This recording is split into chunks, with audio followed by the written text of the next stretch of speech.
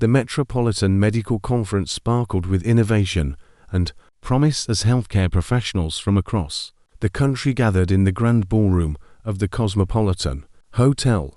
Vincent Reyes adjusted his platinum cufflinks, his presence commanding attention even in a room full of accomplished doctors and medical pioneers. At 36, he had transformed Reyes Biotech from a modest startup into a pharmaceutical giant that revolutionized cancer treatment protocols. His wealth was substantial, his influence undeniable, and his heart carefully guarded behind walls built from years of failed relationships and broken trust. Jade Morrison stood near the refreshment table, smoothing down her emerald dress that she had purchased specifically for this occasion. As an emergency room nurse at General Mercy Hospital, she rarely attended events like these, but her supervisor had insisted she represent their trauma unit. Her warm brown eyes scanned the room nervously, feeling out of place among the elite medical community. At 29, she had dedicated her life to saving others, often at the expense of her own happiness and social life.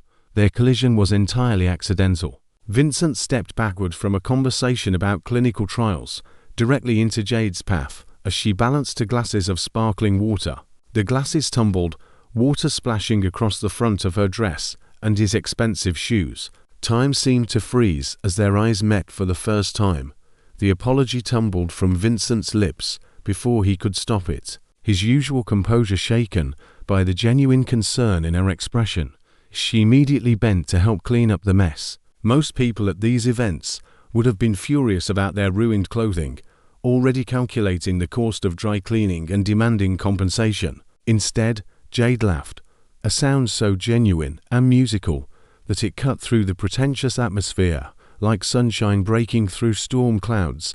Their conversation flowed with unexpected ease. Vincent found himself sharing stories about his childhood in rural Texas, how he had worked in his father's garage repairing cars before discovering his passion for biochemistry. Jade spoke about growing up in Chicago, the daughter of a single mother who worked 3 jobs to put her through nursing school, about the patients she held hands with during their final moments, and the children she helped bring back from the brink of death. For the first time in years, Vincent felt seen, not as a wealthy entrepreneur or a business mogul, but as simply Vincent, the man who still got nervous before major presentations, who volunteered at soup kitchens on holidays, who sometimes doubted whether his success meant anything real.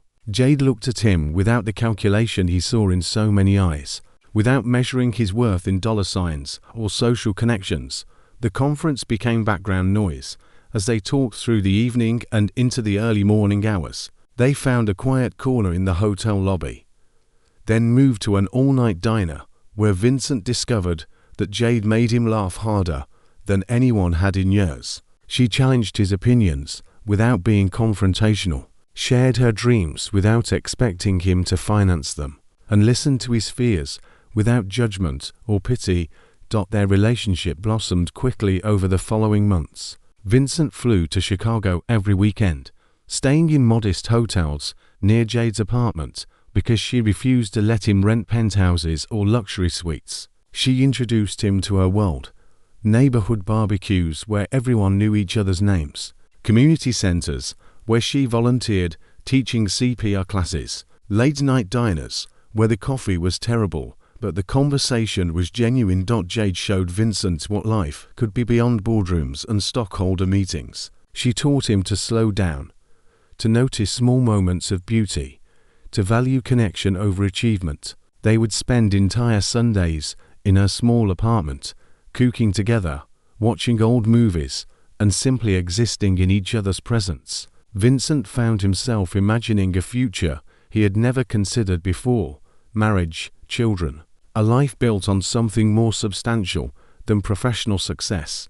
But with each deepening of their connection came a corresponding rise in Vincent's fear. His previous relationships had all ended in betrayal or disappointment. His ex-fiancée had sold their private photos to tabloids. His college girlfriend had only wanted access to his growing wealth. His parents' marriage had been a battlefield of resentment and infidelity. Love, in his experience, was a prelude to pain.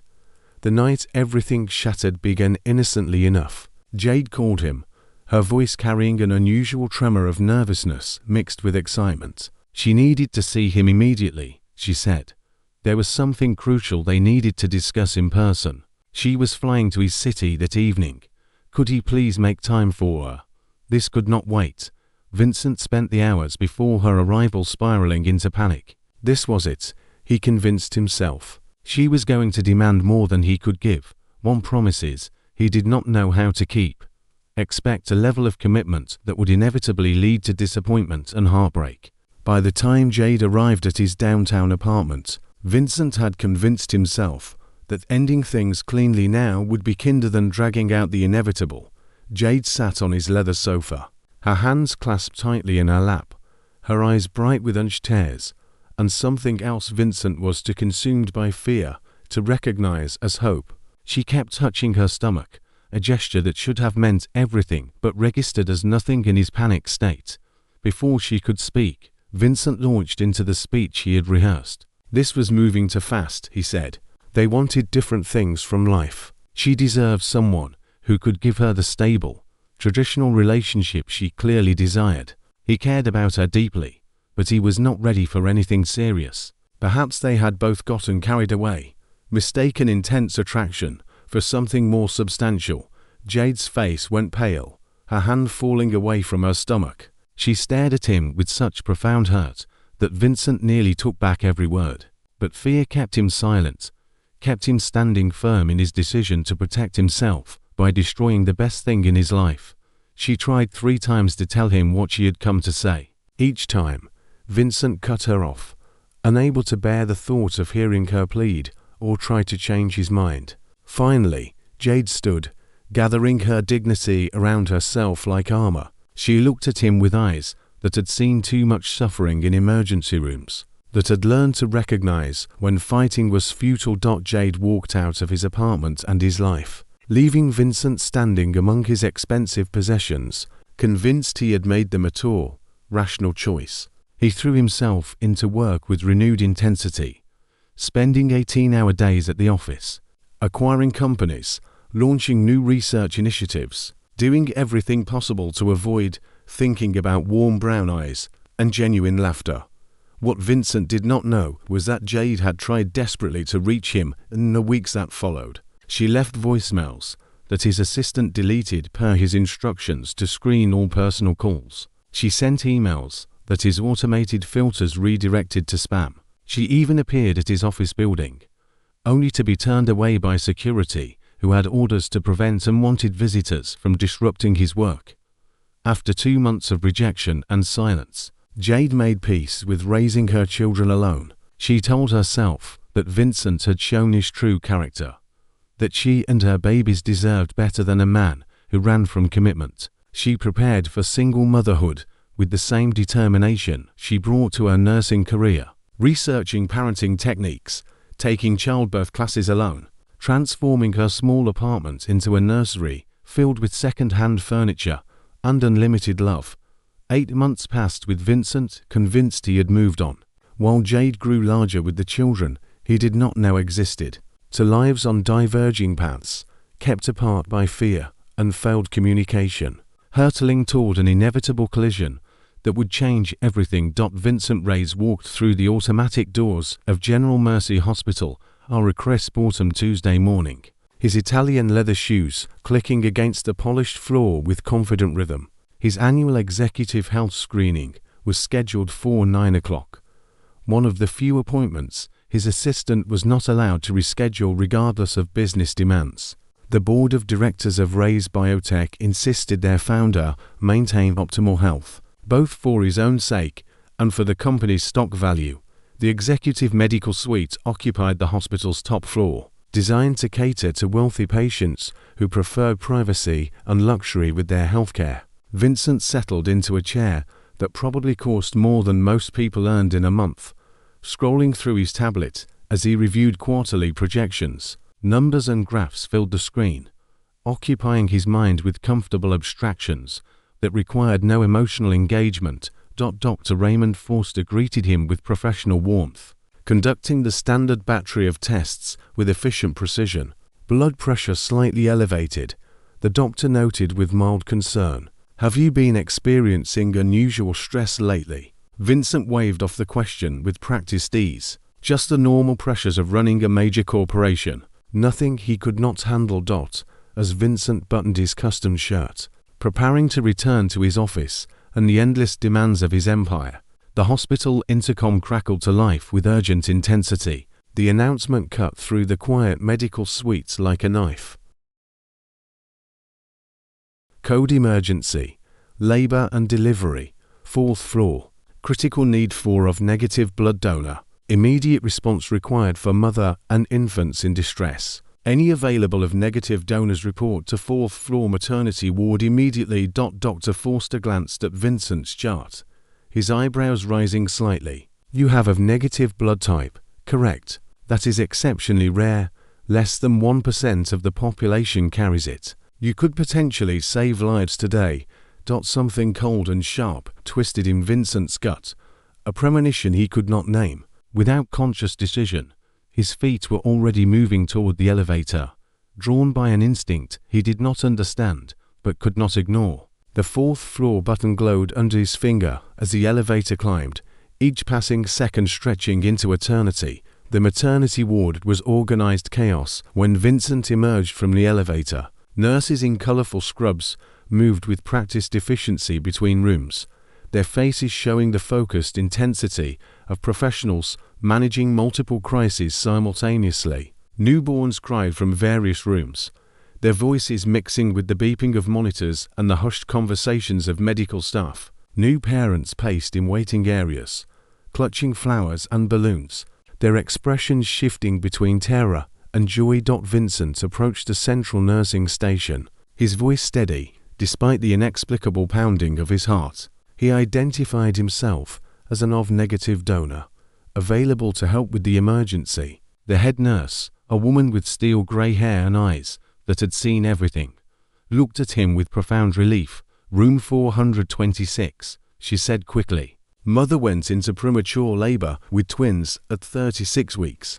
Complications during delivery. Potential need for immediate blood transfusions for the infants. We need you on standby. Twins.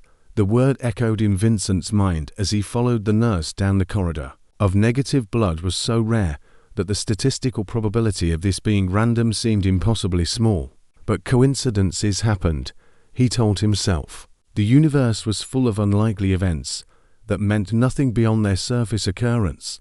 Except the nurse was not leading him to a donation room or a waiting area. She was heading directly toward a delivery suite where urgent voices filtered through partially closed doors. Medical staff called out vital signs and instructions. Someone was breathing hard through obvious pain, and beneath it all Vincent heard a voice that stopped his heart mid-beat. Jade's voice, strained with effort and pain, but unmistakably hers. The nurse pushed through the door, momentum carrying Vincent inside before he could process what was happening. The delivery room was a symphony of coordinated medical urgency. Machines tracked vital signs in glowing numbers Vincent could not interpret. A surgical team surrounded the bed, their movements precise and practiced. And in the center of it all, fighting to bring new life into the world, was the woman Vincent had spent 8 months trying to forget. Even in the midst of labor, even with her face contorted in pain and exhaustion, Jade was breathtaking.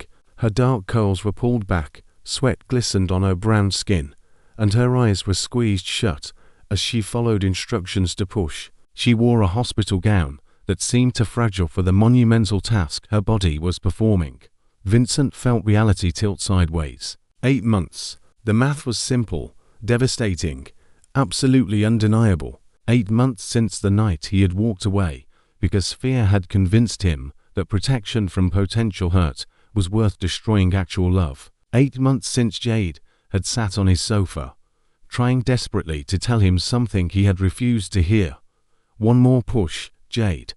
The attending physician encouraged. Your first baby is almost here. You are doing beautifully. Vincent stood frozen near the doorway, unable to move or speak or process the magnitude of what was unfolding before him. His children. The thought crashed through his consciousness like a tidal wave. Those were his children being born right now. Children he had known nothing about, because he had been too much of a coward to listen when their mother tried to tell him they existed.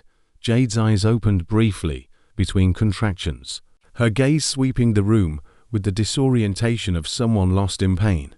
Her eyes landed directly on Vincent, and time stopped completely. Recognition flashed across her face, followed by shock so profound it seemed to steal her breath. Then came something Vincent had never seen in her eyes before. Blazing fury that burned hotter than any physical pain could produce. No. She gasped, her voice cutting through the medical sounds like breaking glass. Get him out. Security. Get him out of here. Now. Vincent stood in the hospital corridor as security guards firmly but respectfully escorted him away from the delivery room. Through the closing door, he heard two cries pierce the air in quick succession, one strong and indignant, the other smaller, but equally determined. His children entering the world, while he stood outside like a stranger, which was exactly what he was to them. The head security guard, an older man with kind eyes and graying temples, guided Vincent to a quiet waiting area. You should leave, sir, he said gently. The mother was very clear about not wanting you present. We have to respect her wishes, especially during such a vulnerable moment. Vincent nodded, unable to form words past the lump choking his throat. He was turning toward the elevator when Dr. Forster appeared, having followed him down from the executive suite. The doctor studied Vincent with the assessing gaze of someone trained to read between medical lines and see the human stories behind clinical facts. You are the father, Dr. Forster said. It was not a question, but a statement of obvious truth. I did not know, Vincent managed to say, his voice cracking on the words. She tried to tell me. I know that now, but I did not listen. I pushed her away because I was terrified of exactly this, of caring so much that losing it would destroy me. Instead, I destroyed everything before it could hurt me first. Dr. Forster's expression softened with understanding other than judgment. That was foolish, but fear makes fools of us all sometimes. What matters now is what you do next. Those babies and their mother need support, not more pain. Are they healthy? Vincent asked desperately. Please, can you at least tell me if they are all right? Mother and infants are stable, Dr. Forster confirmed. Twin boy and girl, born at 36 weeks, not full term, but strong. The boy weighs 5 pounds 4 ounces, the girl 5 pounds exactly. They will need monitoring in the neonatal unit for several days, but their vital signs are excellent. You have healthy children, Mr. Reyes. Vincent closed his eyes, relief washing through him with physical force. Can I see them? Just for a moment. I promise I will not disturb Jade. I just need to see that they are real. That decision belongs to their mother, Dr. Forster said firmly. Right now, she needs rest and bonding time. Your presence clearly causes her distress. You need to respect that, even if it hurts. Vincent spent that night in his penthouse, staring out at the city lights and seeing nothing but Jade's face twisted in pain and fury. He had done this to her. His cowardice had forced her to face pregnancy alone, to endure months of fear and preparation without support, to labor and deliver their children, while the man who should have been holding her hand was too busy building walls to protect his fragile heart. The next morning, Vincent returned to the hospital with arms full of flowers, balloons, and every parenting book the 24-hour bookstore had in stock. The maternity ward nurses recognized him immediately, their expressions a mixture of sympathy and protective wariness. Mr. Reyes, the head nurse said gently, Miss Morrison has left explicit instructions that you are not to be given any information about her or the babies. Patient privacy laws require us to honor that request. I am sorry. I understand, Vincent said quietly. Can you at least make sure she gets these gifts? And tell her I am not leaving. Tell her I will be in the waiting room every day until she's ready to talk to me, even if that takes years. He made himself comfortable in that waiting room, watching other families celebrate new arrivals, while he sat alone with regrets that tasted like ash. Other fathers passed by with proud smiles, grandparents cooed over tiny bundles, siblings met new brothers and sisters with wonder and excitement. Vincent sat in expensive clothes, that suddenly felt like a costume, surrounded by joy he had no right to share. On the third day, someone sat down beside him. Vincent looked up to find a woman in her early 30s with protective fire in her eyes and a hospital visitor badge identifying her as Keisha Williams. "You have incredible nerve showing up here," Keisha said without preamble. "Do you have any idea what you put her through? Do you have any concept of the hell Jade experienced because of your cowardice?" "I am beginning to understand," Vincent said honestly, "and I will spend the rest of my life trying to make it right." Kesha studied him with the skeptical gaze of someone who had watched her best friend cry to many tears over this man. "Jade tried to tell you for 2 months after you dumped her. She called, emailed, even came to your office building. Your people turned her away every single time. She thought you knew and did not care, that you wanted nothing to do with her or your children." The words hit Vincent like physical blows. "I told my assistant to screen personal calls after the breakup. I was trying to move on, trying to convince myself I had made the right choice. I did not know she was trying to reach me. If I had known." "If you had known, would it have changed anything?" Keisha interrupted sharply. "Or would you have found another excuse to run?" "Because Jade needed you then, Vincent. She needed support and partnership and love. Instead, she got silence and rejection and loneliness. How do I fix this?" Vincent asked, his voice breaking. "Please tell me how to make this right. You cannot fix 8 months of abandonment with money or flowers or dramatic gestures," Keisha said bluntly. "You want to prove you have changed? Then show up every single day. Be consistent. Be reliable. Be everything you were not when she needed you most. And understand that she might never forgive you romantically. You might have to love those babies while their mother keeps you at arm's length forever. Can you accept that?" Vincent thought about it seriously, considering what Keisha was really asking. Could he be a father without being Jade's partner? Could he show up for his children even if their mother had never let him back into her heart? The answer came with surprising clarity. "Yes," he said firmly. "I love her, but this is not about getting her back. This is about being the father those babies deserve, and the support system Jade should have had all along. I will take whatever relationship she is willing to give me, and I will be grateful for it." Keisha's expression softened slightly. "Okay then, I will tell her you are serious. But Vincent, if you hurt her again, if you disappoint those babies, you will answer to me, and I am far less forgiving than Jade." Over the following weeks, Vincent established a routine. He arrived at the hospital before visiting hours each morning, learning the names of every nurse and staff member. He donated a substantial sum to upgrade the neonatal intensive care unit, where his son and daughter were being monitored. He did not ask to see Jade or demand access to his children. He simply showed up, day after day, proving through consistent action that he meant what he said about not leaving. On day 7, a nurse named Gloria approached him in the waiting room. "Miss Morrison says you can see the babies for 10 minutes, she said, "through the viewing window only. Do not ask for more than she is willing to give." Vincent followed Gloria to the neonatal unit with his heart threatening to break through his chest. Through the glass partition, he saw them for the first time. His son and daughter lay in side-by-side incubators, tiny and perfect and heartbreakingly fragile. "Their names are Cameron and Lily," Gloria said softly. Miss Morrison chose them carefully. Cameron means crooked nose, a reminder that perfection is not required for love. Lily represents purity and new beginnings. She says they gave her purpose during the hardest months of her life. Vincent pressed his hand against the glass, tears streaming freely down his face. "Cameron and Lily," he whispered, "I promise you both, I will spend the rest of my life being worthy of you. I will be the father you deserve, even if I failed your mother."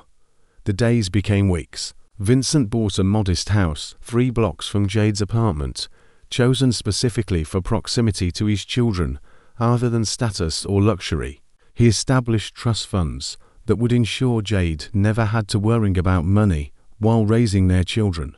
He hired a family lawyer not to fight for custody, but to formalize child support payments that exceeded any legal requirement. On day 14, Jade agreed to see him. She sat in her hospital room, wearing comfortable clothes, her hair pulled back, looking exhausted and guarded and still more beautiful than anything Vincent had ever seen. "Before you say anything," Jade began, her voice steady but strained, "you need to understand something. I did not keep this pregnancy from you out of spite or manipulation. I tried everything to reach you. When that failed, I accepted that you did not want to be part of our lives. I made peace with single parenthood because I had no other choice." "I know," Vincent said quietly. "Keisha told me about your attempts to contact me. I take full responsibility for that failure. My fear and cowardice hurt you in ways I am only beginning to comprehend. I am not here to make excuses or ask for forgiveness I have not earned. I am here to ask for the chance to be a father to Cameron and Lily." Jade studied him for a long moment. "Why should I believe you will not run again when parenting gets difficult? Babies do not sleep through the night. Toddlers throw tantrums. Children get sick and scared and need constant attention. What happens when fatherhood stops being a romantic idea and becomes exhausting reality? Then I will be there anyway," Vincent said firmly. "I will be there for sleepless nights and tantrums and fear. I will be there when it is hard and messy and nothing like I imagined. I will be there because they are mine, and because you deserve a partner in this even if I do not deserve you." Jade's eyes filled with tears. "I am so angry at you, Vincent. I am furious that you were not there when I was terrified and alone. I am devastated that you missed feeling them kick, missed hearing their heartbeats, missed every moment of preparing for their arrival.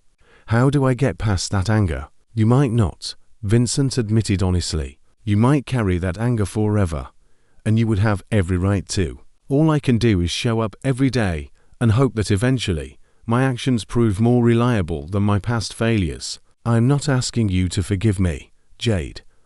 I am asking you to let me be present for our children." The weeks that followed established a new normal. Vincent was allowed supervised visits with Cameron and Lily in the neonatal unit, always with medical staff present, always respectful of Jade's boundaries. He learned to change diapers on premature babies, to hold them with the careful gentleness their fragile bodies required, to interpret their tiny sounds and expressions when Jade was discharged, but the babies needed additional monitoring.